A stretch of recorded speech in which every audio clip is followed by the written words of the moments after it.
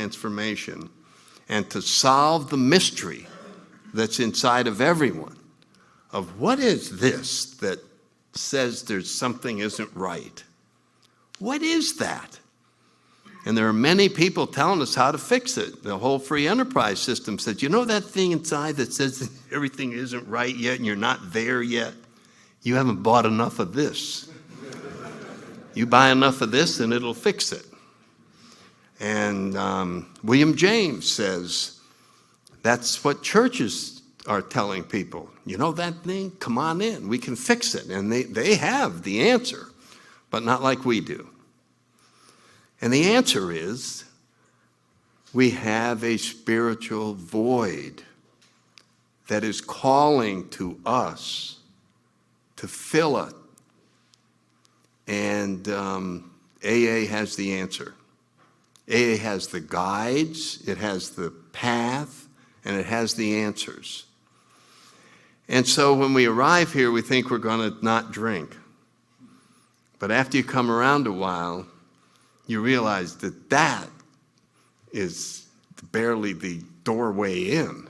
That what's going to happen is you are going to be transformed into who you really are. We are going to become aware of the spiritual reality inside of us. And so I'm going to close with this, because I've been experiencing the last 3 years, I've had more things happen on a spiritual level than the first 39. So there's a lot of wonderful things. And we wonder, well, Sandy, describe some of the spiritual experiences that you've had. Well, I'm going to tell you one that you could have with me. If you will, close your eyes and just feel your breathing. Just take a breath and just feel what it's like to go. And I'm going to tell you what that is. That is God breathing through you. You can have 50,000 spiritual experiences every day. That is exactly what that is. That is God breathing through you. And that's why the breath has become such a sacred symbol in all kinds of spiritual paths. The sacredness of the breath. And it is so apparent to me now that that's exactly what it is. And if you can even sense that, even if you're new, if you can feel just the smallest amount of that energy, you will understand that there's something huge going to be revealed. Revealing is the method in which everything happens. And that's why our literature talks about more will be revealed. Your job is to prepare yourself so that the revelation can happen. This gift of a spiritual awakening. The 12 and 12 talks about preparing ourselves so that this can happen, and that's what a sponsor and the steps and all of this, they just get us so that it can happen. If you're new, God bless you. The best of luck to you. It's been an honor to be invited here by my dear friend Scott Lee, and I hope I did what he would like me to do tonight, and thank you all very much.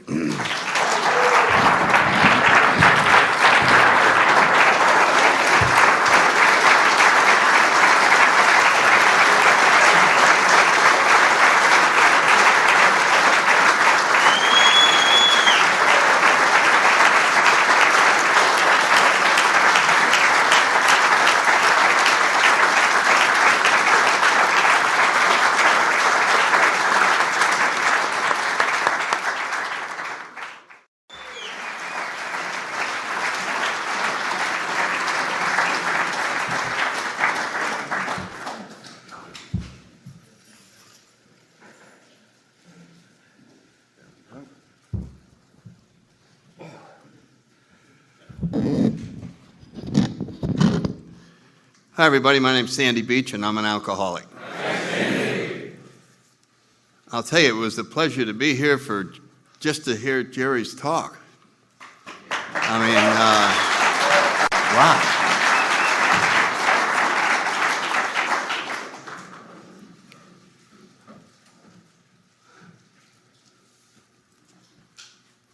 This is a unique experience, and I'm sure those of you that have been coming back here realize that there's probably around the United States maybe 20 or 30 events of this quality that go on. I mean, there are weekends and get-togethers and activities that are fun, and they're delightful, and they have a wonderful place.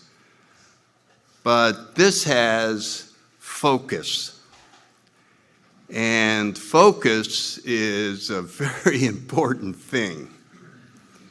If you take a magnifying glass and you want to start a fire with the sun out, you'll understand what focus is, because you want that power to focus into the smallest possible area. And that's what something like this is for, is to harness and direct spiritual energy so that it penetrates and causes awakenings. And then when that happens, we can say the sentence, the spiritual life is no longer a theory. It has become a personal reality for an individual. And until that happens, it's just a theory. And so that's why I love being around the kind of energy that we heard from Jerry. It is focused. And there was a clear message that was there the entire time. And it all concerned the movement of that energy through him, causing the transformation that we are enjoying tonight. And so there's nothing unique about him or me or anybody else. This is what a human being looks like when that type of transformation takes place. That is the automatic result of spiritual energy. And when it happens, that's why we call it a program of attraction, because you are attracted to the energy. That's why it's hard to explain to someone else why you feel better when you come home from an AA meeting. Well, what did they do there? You look so happy. What did they do? What did they do? What did they do? Well, there's about 12 of us, and we sat around the table. We all had coffee, and somebody came up with a topic, and resentment or something, and we just all talked about it, and then we held hands and said the Lord's Prayer and went home. Would you like to come?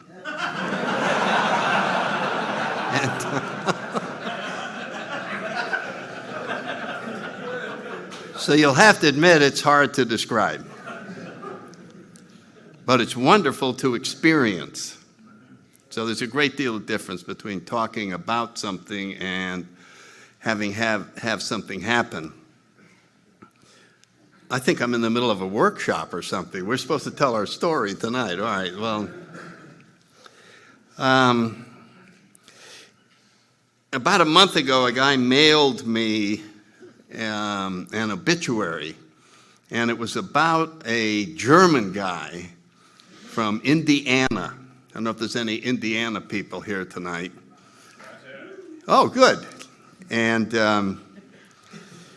this guy, out of high school, went into the tail end of World War II and was over in Germany at the very, very end, and came back and finished high school, went up to Alaska, and just raised hell for a year or so up there, and went back to the University of Indiana, where he graduated. And upon graduation, he decided that the military had been fun, and so he went back and joined the Marine Corps and served in the Marine Corps for 28 years and retired as a major. And he was survived by one son and one daughter. And that was kind of the gist of the obituary. Now, what they left out was that this German guy saved the life of a guy named Sandy Beach. 42 years, 2 months, and 2 weeks, he was my sponsor. And obituaries are like that all over the country, where they leave out things, especially AA obituaries, because they couldn't put in all the things that individuals do. But we know about them, and we know when it says that they died a sober member of AA, that there are thousands of stories that would fill that newspaper with good news. And that's what this man brought to my life. He just came. I mean, this is how the book God Calling, that's just the way I see it. I mean, why would you choose the word God Calling? Well, there it was. It was December 7th, 1964, and I'm a shaking mess in the middle of my house with 6 kids and a wife, and they're all screaming, and just a total mess, and I'm a wreck. And all of a sudden, the title of that should have been God Calling. Now, I didn't know it was God Calling. Nobody knows it's God Calling. But if you want to go back and give a name to this particular story, that's exactly what was going on. It was up there and going, Sandy, I'm here to save you. And I sent this German guy. And you're going to do everything he tells you. And I opened the door, and he filled the door frame. Not even a shadow came through the door frame. And I decided I probably was going to do everything that he said until I could get rid of him. And the funny thing was that I had had a few drinks stayed down since I made the phone call about 5 hours earlier, and had changed my mind. And had actually called the intergroup telephone answerer back and told him to disregard the request. Cancel my request for help. I was having a problem making booze stay down, and it really seemed like a terrible emergency, but it was over. And so he came and he talked to my family, talked to me, and then it came time when he said, get in the car.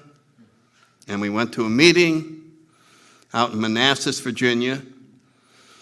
Country, doesn't get any more country than that was. They had it was an Odd Fellows Hall with space heater hanging down, and it was wintertime, and he had me right in the front row, and remember those space heaters? They would just cut on and just go, wah, and blow hot air right at me, and I remember just going, ah. And then the bathroom didn't flush.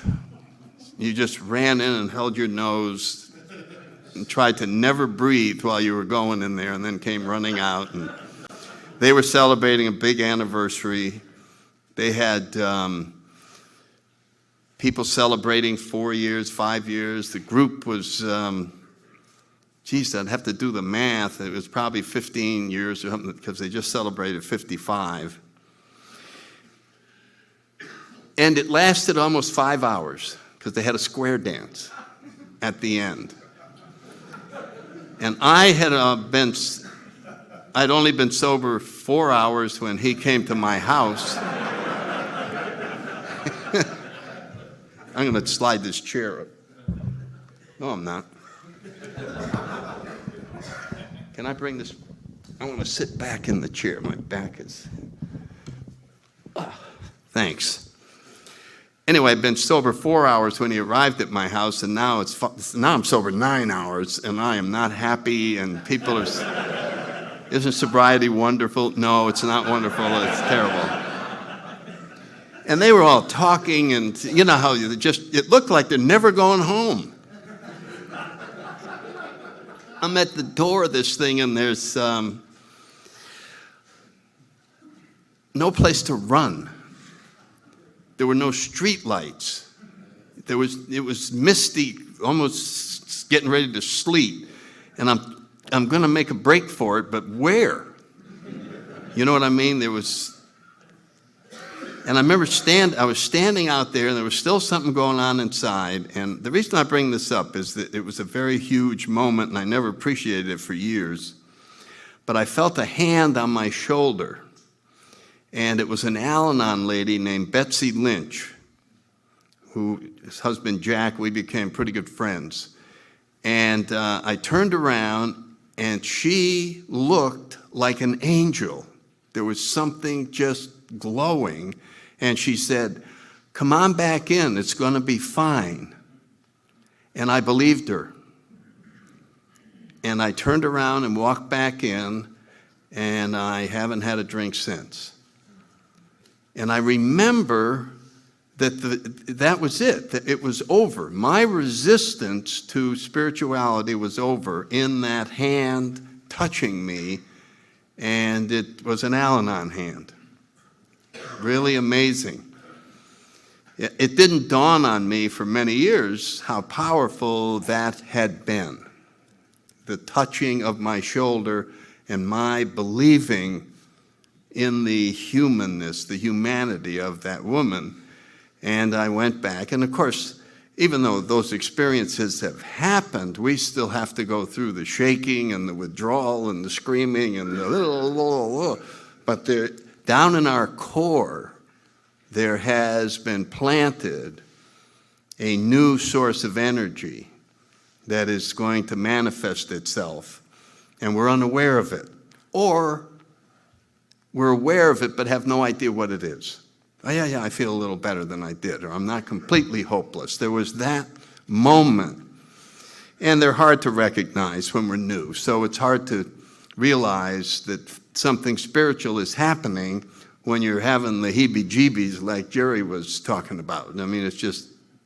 But later on reflection, you understand and can see with great clarity exactly what was happening in those moments. And my sponsor's name was Bill Terwilliger, and he was one fine man. And I hope all of you are as lucky that you will find someone to spend 42 years, 2 months, and 2 weeks with in this fellowship. We weren't always together, but in the very beginning, he took me to a meeting every night. We just traveled and traveled from Quantico, Virginia. That you had to really travel to get to meetings, so we'd have an hour in the car going and an hour at the meeting and an hour in the car coming back. And it was just amazing to just talk and talk. And then we had mostly speaker meetings. I think speaker meetings are wonderful. Just what happened in the last hour has huge power. I think my sponsor said there were discussion meetings, but there weren't very many, and we didn't go until you had 3 months, and then you weren't allowed to talk. The name of the game is listening. Listening, which is a very foreign thing to self-centered, brilliant, intellectual alcoholics. Listening is done with the eyes. You watch for the other person's mouth to stop so you can give them the answer to whatever is being discussed.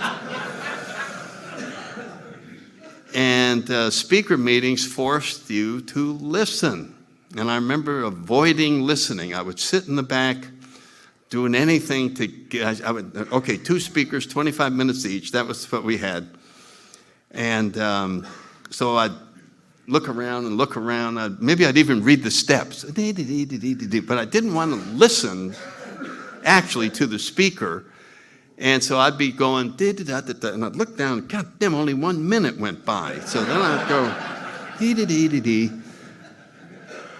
So I talked to some other new guy, and he says, what I do, he says, I count the chairs.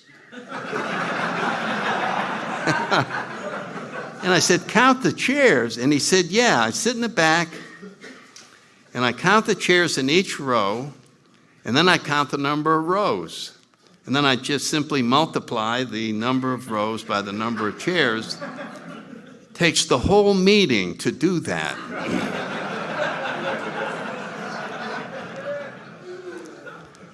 Your mind is not as sharp as it is now, and multiplying 14 times 21 in your head is quite a challenge.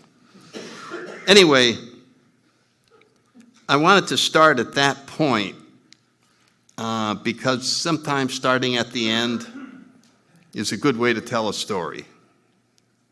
It is, movies do it sometimes, and I kind of like it. As a matter of fact, lately when I'm talking about the steps, I say, well, I'd like to start with spiritual awakening. Start with the punchline and then work back. And it's just another way of seeing, now you know the ending. And it's amazing, knowing the ending sometimes can change the process. Wow, this is really going to lead to that?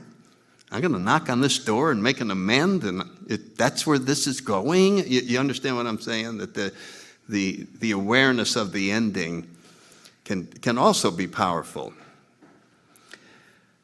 So now that I've told you the most recent event, I'll go back to just a thumbnail sketch of my particular upbringing, which is on the other end of the United States, diagonally across it up into New England, into New Haven, Connecticut in the 1930s. And a small family of 4, my sister and I, my mother and father, and my father graduated from college and went out as an engineer, building a bridge up in Albany, New York. The only problem was, it was 1929. And he only worked about 3 months, and then nobody was working. And so he and my mother were in the middle of the Depression and got all the psychological perspective that a depression gives you. And you could see it years later. I mean, you really developed a self-sufficiency and a reliance and a strength and help your neighbor. And there was just a whole philosophy. And my father ended up coming back to the university in New Haven, Yale, and they gave him some kind of a janitor's job, you know what I mean, in the maintenance area.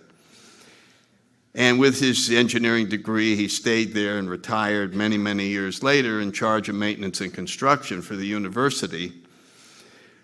But the interesting thing was that he was quite smart and came up with some very, very innovative maintenance things for buildings.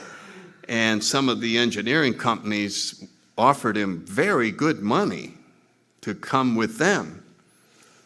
But his background told him, you don't want to work out there. You'll be fired in about a week, so there'll be no work out in the private sector. So you have to stay here at the university. And it was amazing how permanent that was. Well, I'd like to go out there, but it's awful dangerous to go work for a company.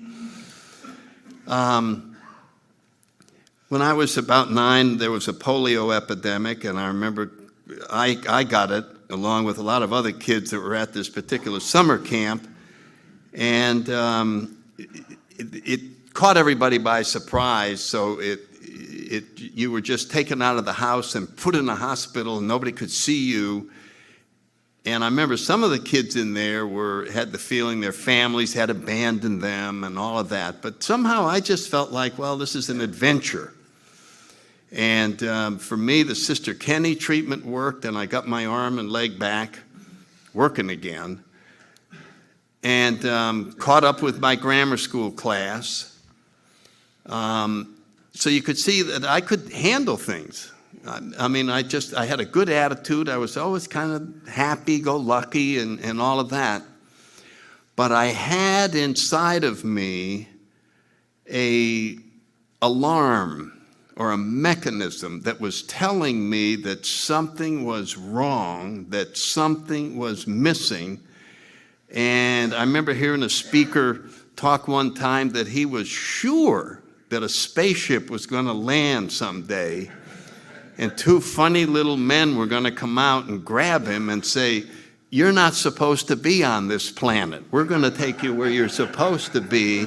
And he was going to go, "I knew it, I knew it, I knew it." There's something inside of me that is not right. It's not complete. And my mother was Catholic, so we went to the Catholic Church. My sister loved it. She thought the nuns were cute, the Latin was cute, the incense was cute, confession was cute. And she still goes. Thinks it's the most wonderful thing in the world. I thought it was like a German Auschwitz type of situation. And the hoods and the whatever the weird costumes were and the Latin, and I just felt like they were there to somehow dismember me and then everything I read, I saw how terrible it was. Sin. I mean, it seems like all there was sin. Everywhere I went, I was sinning over here, sinning over there. And they could see me. We could see him sinning. God could see everything, So I couldn't stop sinning, and they could see it. And so I just said, I'm screwed. This system. The more I read, the more I just was terrified by the whole thing. Nobody told me that. I told myself that. And it's very important to understand that all of these events are really stories that we told ourselves. The event happens, then I editorialize the event, and then I emotionally react to the story I just told myself. And the final story that I told that I mention a lot is the crucifix itself spoke to me. And it said, "Little boy, do you see this?" And yeah, I see it. Well, this is what God did to his only son that he loved.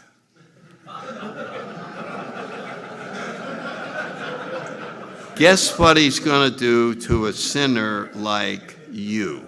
And so that was the my God relationship. It was not a comfortable thing to think about. All right, so this is going on. I'm just walking around knowing I'm going to go some awful place, but in the meantime, you got to have fun and pretend you're fine. And that's what I did, and that's what I didn't realize everybody else was pretending they were fine. I thought they really were fine, but and I was a very good student, and I was a good little athlete, and I went to a prep school, pipeline right into Yale University. I got down there. I was also work construction. I was a steeplejack, and I earned a lot of money fixing, church steeples and climbing up radio towers and changing light bulbs. I mean, I guess we like danger. That's all I can think, that we like to live on the edge, and I sure enjoyed it.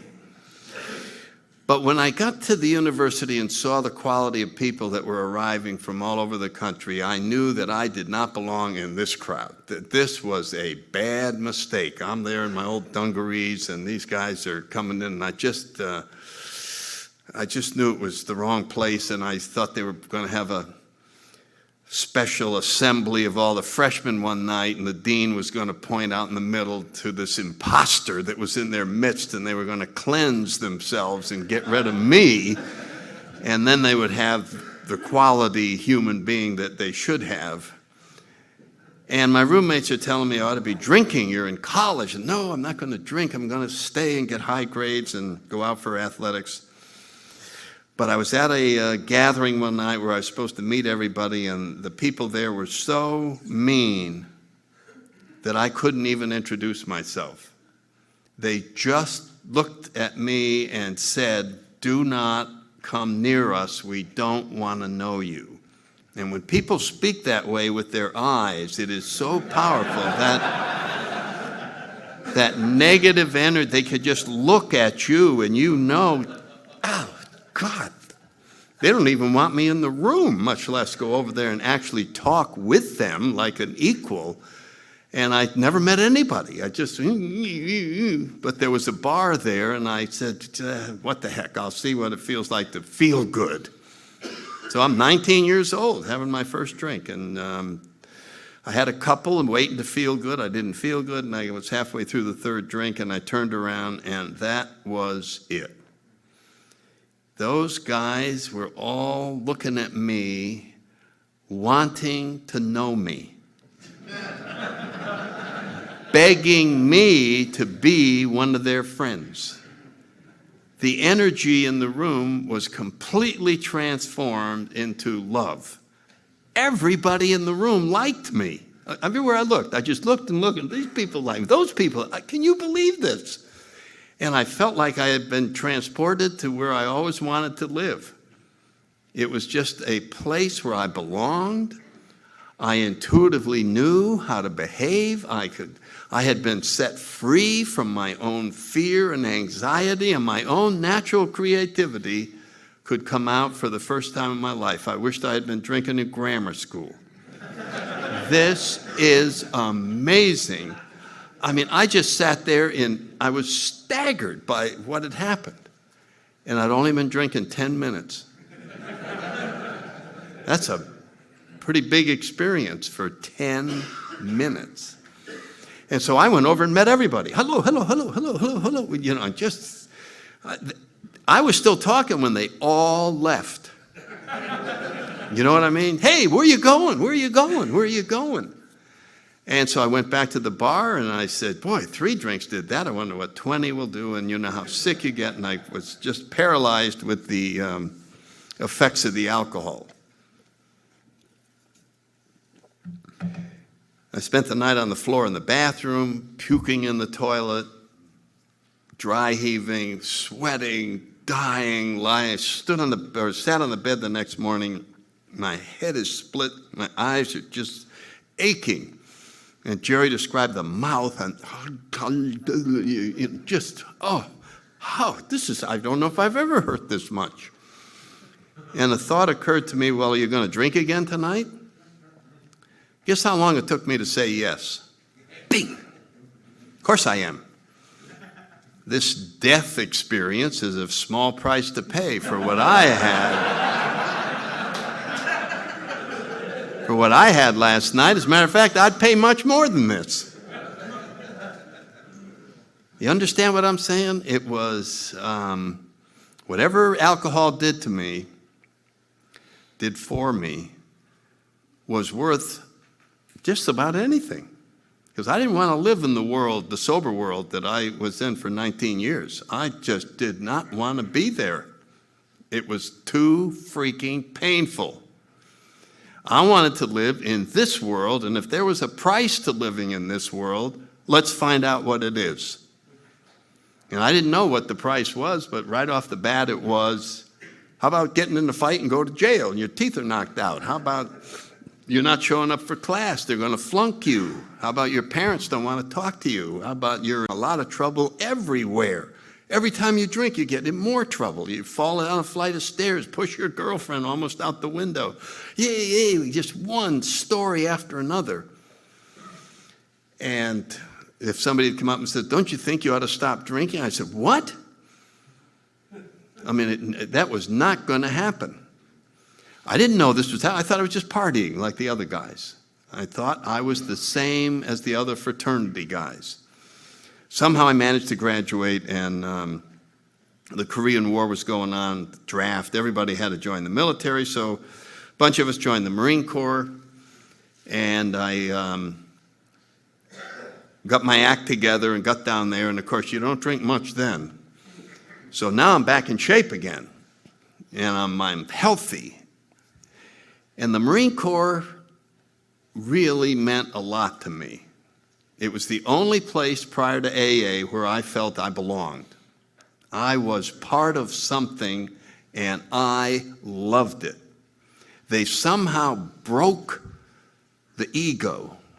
They broke the self-centeredness and made you become part of something. And it felt good. It was a tremendous freedom to be part of something instead of being something. And so I really fell in love with the Marine Corps right off the bat.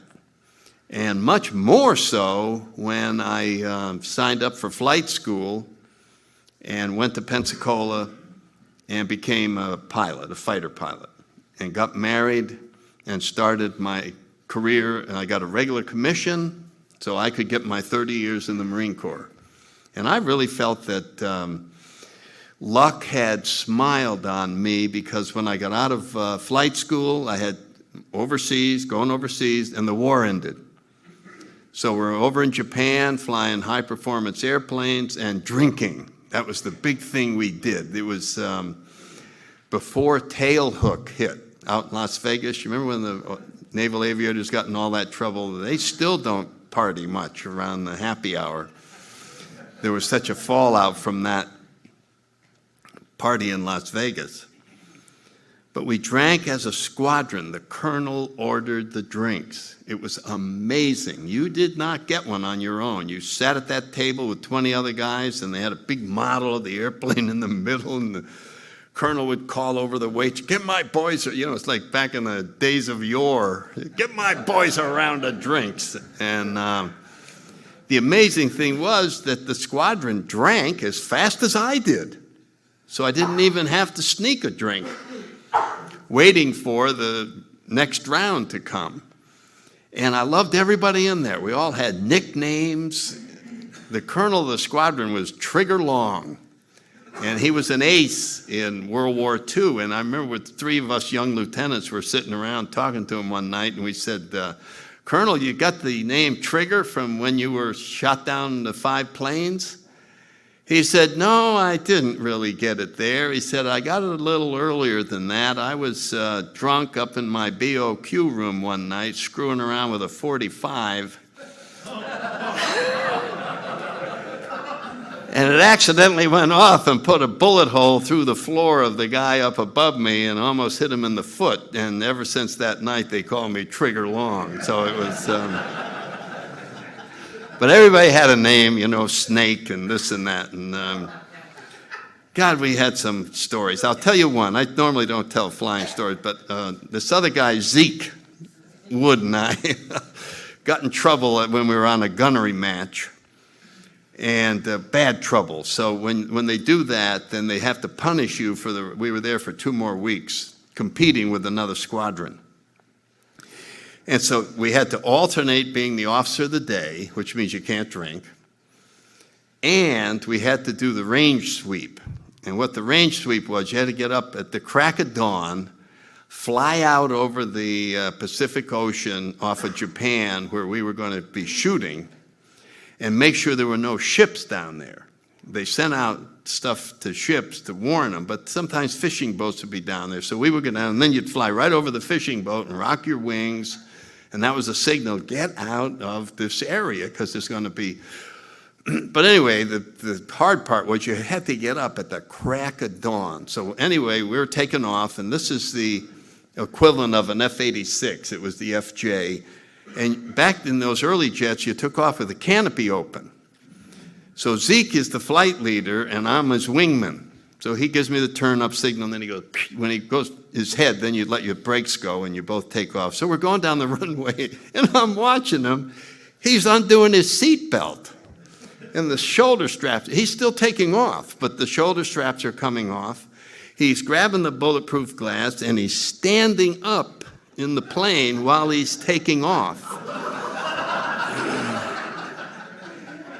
And eventually the wind pressure got so high he had to sit back down in the plane, and then I saw him we shut the canopies, I forget where, 500 feet or something, and then later on he's putting all the shoulder straps back on. Sorry, Lee. So we wait till we get back, and I said, Zeke, what was that? And he said, I started down the takeoff roll, and somebody had left the low frequency AM radio on Armed Forces Radio. And it was on. And of course, when Armed Forces Radio comes on to start the day out, it plays the Star Spangled Banner. So he was being a good Marine and was going to stand up at attention. So I just want to give you a flavor of how much fun it was to be around these guys. I mean, we really flew hard, we really were good, but we played equally as hard. So it was an amazing tour. And halfway through it, one of the majors came up and told me that he thought I was really a good pilot, and he hoped to get a squadron and get a guy like me in there. And he looked right at me and he said, but I wouldn't let you drink. And I just didn't know what he was talking about until I got to AA many years later. And what he was talking about was that even in the middle of 20 heavy drinkers, my drinking scared him. Alcoholics drink with an intensity level that scares heavy drinkers. I mean, so they saw a difference. Anyway, we went on. We had 6 children. I did all kinds of things in the Marine Corps and ended up as a photo pilot during the Cuban Missile Crisis. I'd learned how to fly the F-8 and was a captain. And my flying career was coming to an end because I was experiencing withdrawal symptoms. I needed a drink. Sometimes I'd need a drink so bad flying that plane I'd feel like ejecting. I mean, you can't drink for 12 hours, and so you go without a drink for 12 hours, and you are not fit to drive a kiddie car, much less fly a plane like that. So I would fly with my hand on the ejection seat. I didn't know what to do, and I just kept doing it for 9 months. I got back in there every day and went through those nightmares of not knowing what to do. What is wrong with me? And I'd sweat and feel like I'm going to pass out and just hyperventilating. It was a nightmare. And I just kept going. I didn't know where to go. And there came a time, we had 2 types of airplanes, and the second type held 2 people, and there was a hurricane, and we flew the planes off to another base to wait for the hurricane to go by, and then you get drunk for 3 days, and then you fly the planes back. And we were flying back, and I could not stay in the plane. I think we had another hour and a half to get to Cherry Point. I was going to get out of that plane. And it didn't have ejection seats. You had to go out and shoot. And I was going to go. I was going to just jump out. And I decided to declare an oxygen emergency and told the flight leader, I have an oxygen problem. We have to land. And so he has to go, okay. So they pick a field nearby. We went down and landed, and of course there was nothing wrong with the oxygen. And so the next day I went up to him and I said, I'm not going to do this anymore. And that was it for my flying. Well, I was in Brentwood a month ago, not even, maybe 3 weeks ago, speaking at the Brentwood group out there. It's an amazing group.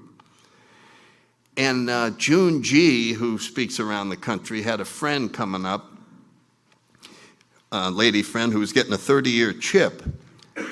And she was feeling a little bit ill, so her husband drove her up, and her husband's not an alcoholic. He's been to a few AA meetings, but he just came along to drive her up and was going to have coffee and then pick her up afterwards. And she mentioned Sandy Beach was leading the meeting. He said, I think I know him. Let me talk to him. So they pulled me outside about 5 minutes ahead of the meeting, This guy looks at me and he goes, let's see, in 1962, you were flying an F-3D-2Q on a cross-country after a hurricane evacuation, and you declared an emergency due to oxygen problems, and we all landed, and you never flew again. And I said, how the hell do you know that? He said, I was in the plane with you.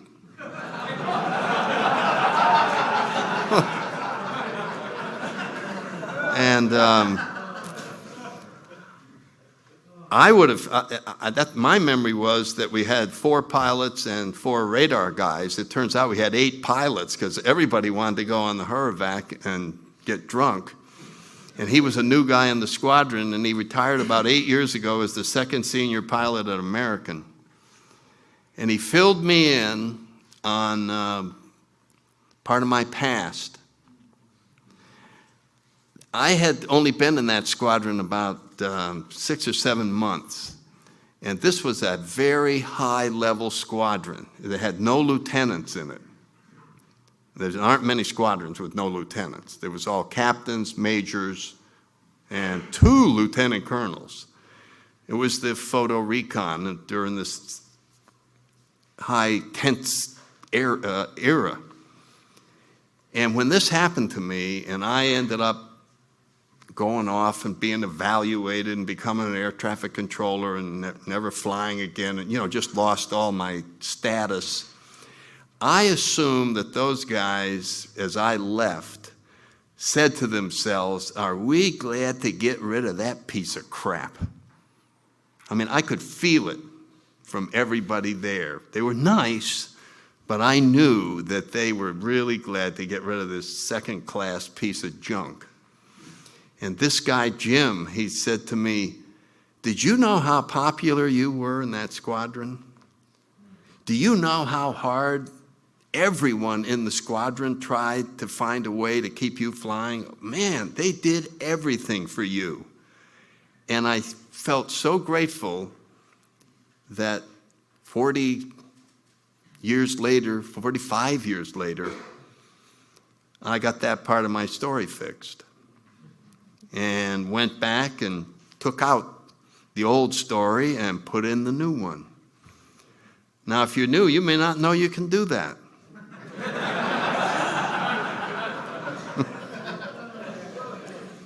You can go back and take out part of a story and put in a new part. You can go back, really? Well, let me tell you this. If you were to listen to talks that I gave when I had about 10 years and compare them to the talks that I give today, I had a much better childhood than I used to. How could you have a better childhood than you used to? What is your childhood? This is very important to understand spiritually. Your childhood is the story that you told yourself about your childhood. There's what happened when you were a child, and then there's what you thought happened when you were a child. When you editorialized about the events. Sandy, yes, sir. You've got an emergency. Oh, go ahead. Bernard Hahn, call your wife. It's an emergency.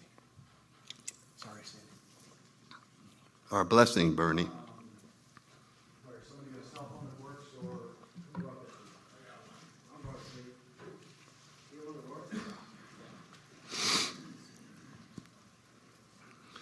I'll talk more about the story aspect tomorrow. That's really getting into workshop material, so I'll just finish with, I ended up as an air traffic controller for the last 2 years of my drinking because that's what the Marine Corps decided was appropriate for a man who was in such bad shape he can't fly.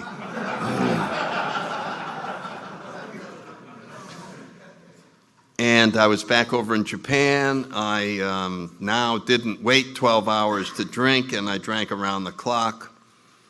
And I lost almost 50 pounds due to malnutrition from what I weigh now. I stopped talking with my friends, didn't even go to happy hour. I would stay in my Quonset hut, drink vodka, And we had an explosive ordnance, not explosive ordnance, the special weapons guy in our Quonset hut, and they use a lot of grain alcohol in making special weapons, and he had 5-gallon can of that in the hut. And when I was out of vodka, I would just sip a little out of that 5-gallon can. And in the course of the year, I emptied it, just sipping. You know what I'm talking about? You think you're just every so often having a sip, but it's just. So I tried to get my nourishment from soup or juice. And mostly I was in sort of a nightmare state. Just get me through the day. I go, okay, I'll go do this, I'll go do that. So I don't know how I got through the year. And I was in a squadron then that where this air traffic control unit was, and there was a lot of wonderful guys, and I have very funny stories about that. But after I got sober, maybe 10 years, I ran into some of those guys who were at that time captains, and they retired as colonels. And we got together, and I told them about AA, and they were so happy that I got sober. And they were so happy that AA made me happy and I had my life back and all of that. Because people liked me, but they couldn't help me. And they looked me in the eyes and they said, you know, we knew you were dying and there wasn't anything we could do for you. Now, the Marine Corps goes back to get their dead, even if it costs more lives. And to have 10 officers say, we knew you were dying, there wasn't anything we could do for you, shows you the power of the disease of alcoholism. That they said, even we have to let them die. What a statement. And that was before we had alcohol programs and all the intervention that we have now. So anyway, when I got back to Quantico, Virginia, and was in a school and had a very good job, I didn't have a good job then. I was in the school and I had a seizure, went off to the hospital, see what caused the seizure, and about a week without drinking, I had the delirium tremens, and the CIA was trying to break my memory. They were coming in the room with memory tests, and if you flunked 3 of them, you were going to be locked up forever. And I was just frantic. And of course, none of it's real, but it is real when you have the delirium tremens. It's extremely real. And I kept flunking the test, and I'd go, let me take it over again and over. But then they would change everything. And so I guess I ended up screaming, and they put me in a straitjacket and locked me up for 6 months. And that was where I got myself by running my own life. And in that nut ward, I heard about AA, and so when I got out, even though I started drinking again, even though they told me if I drank, I'd lose my career, I did call AA. So I thank that mental institution and the AAs from Bethesda, Maryland, who snuck a meeting in there for putting me in touch with this. Both my sponsor and I had been through that type of thing, and so when we came up for promotion to major, neither one of us made it the first year. You get 2 tries or you're out. And the second year, he made it and went on to retire as a major, and I didn't make it, which I considered very unfair. I went to a meeting every night for 2 years. I sponsored people. I made coffee. I went to jails, I read the book, I did everything that was asked of me, and this new loving God just crapped all over me. And he had me get thrown out of the Marine Corps, and here was 6 kids, me, my wife, and we're broke, and we're out, and we don't have a job. Thank you, loving God. That was my view. Thank you for nothing. And you should have heard me at meetings. Anybody got a topic?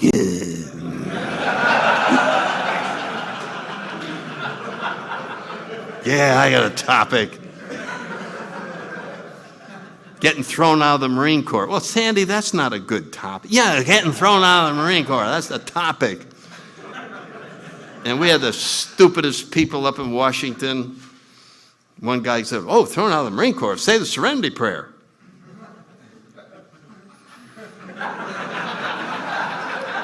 Next guy, double up on your meetings. You got lots of time. Work with new people. Get your mind off of yourself. Say the prayer of St. Francis. St. Francis was a Marine. You know, that was the type of thing. I remember going home that night and I said, I don't think I phrased the question right. Because I thought somebody would stand up and go, what? You're being thrown out of the Marine Corps? You mean you're available? Listen, I have this large corporation. I'm looking for a senior vice president. If we gave you, say, $50,000 a year, and this has been a long time ago, a company car, now there would be some AA support. I didn't hear any of that, and I heard this Serenity Prayer. I came back another time when I was going through a divorce. I got the same advice. Came back another time when I was going through bankruptcy. I got the same advice. Serenity Prayer. Double up on your meetings. Go to the eating meetings. Get free food. That'll help you while you're broke. Say the prayer of St. Francis. He took a vow of poverty, so can you.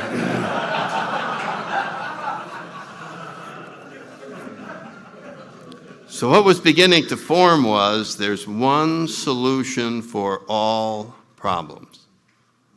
And that was starting right there.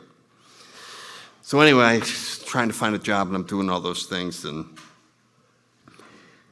couldn't get rid of the resentment. So that was just too big a thing with this new God. And I tell this story a lot. Probably 3 months later, I'm reading a story in the Washington Post. Marine Corps instruction team from Quantico that I was on. We flew around the country putting on big shows about the future of the Marine Corps. They were about 8 hours long. High profile thing. Marine Corps instruction team killed flying into Denver to put on one of the shows. If Mr. Self-Centered had had his way and life had been fair and there was a loving God, I would have been promoted and on that plane. And I remember going, well, actually that does change it a little bit. Oh, yeah. And then I knew that God knew I read it. And I squirming around. Well, if you just told me that was going to happen, I wouldn't have been complaining so much about it. And somehow I put one foot in front of the other and tried all kinds of different jobs and selling and real estate and stayed right on the edge for about 17 years of sobriety. I mean, with the 8 of us. I mean, right there. You know what the edge is? The battery dies in your car, so you got to wait 3 days for payday to get the battery. Credit cards weren't really in yet. And it was, they're going to cut the phone off again, but it'll be back on in 2 days. Right there. And then I ended up with a career with the credit union movement, which is a wonderful group of people, and I was a lobbyist for them for 20 years.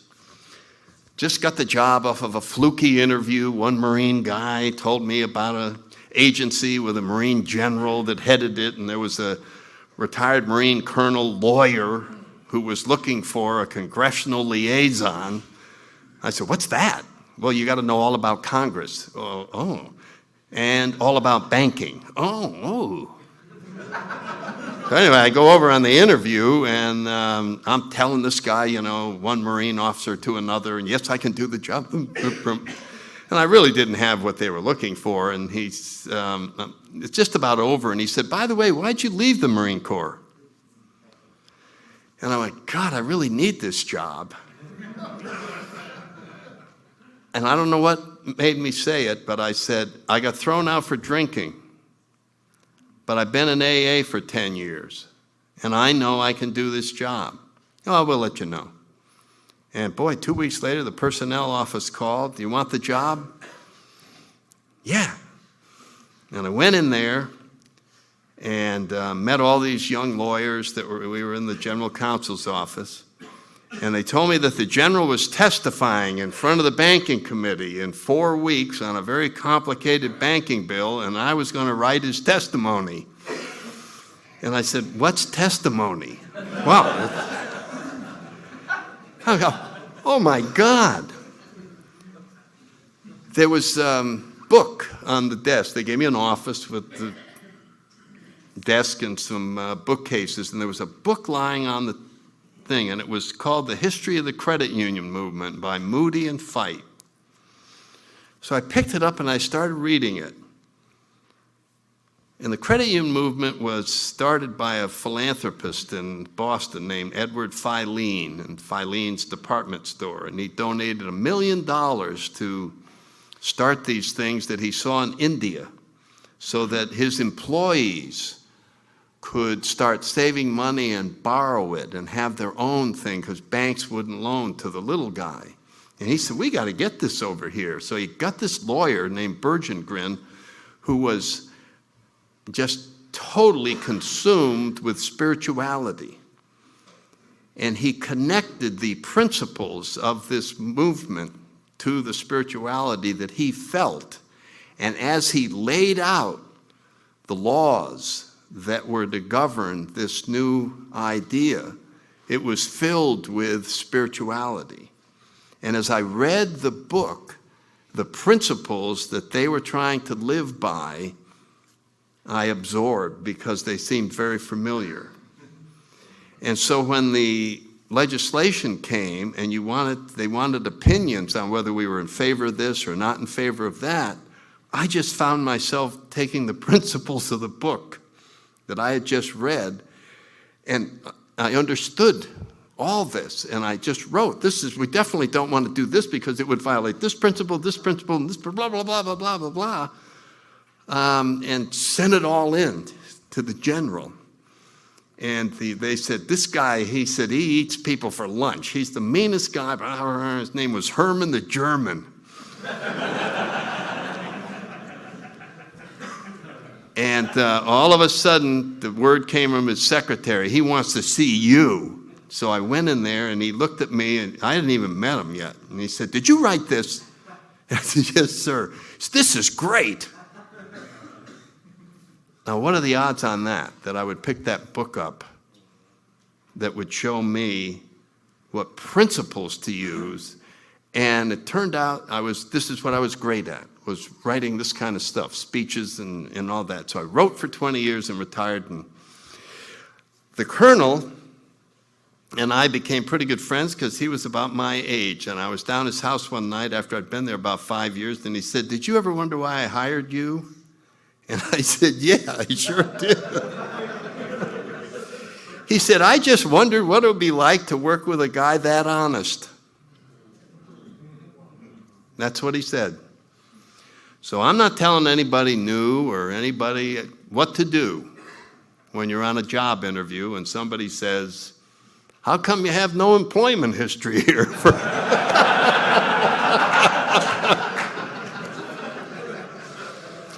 I'm just telling you what happened to me. You can run that by anybody that you want. And so what has happened to me is beyond description, and I'm going to talk about it tomorrow. The